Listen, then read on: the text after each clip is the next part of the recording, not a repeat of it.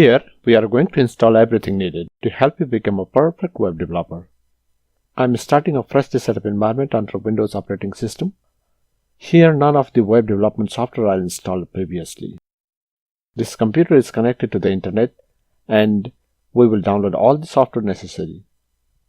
We will install Apache, MySQL and PHP as a single stack using the popular XAMPP software. Go to google.com and search for the XAMPP download link. It is available under apachefriends.org website. The distribution has a variety of download options. Go to More Downloads and choose XAMPP for Windows. Then find out the latest version number released so far. You can do so by ordering the list with the latest modified date column. Look for a portable format in the link title. In this case, a .zip or .7z file is fine. Download this file locally and extract it into C drive's root path. It will install at C drive /XAMPP path.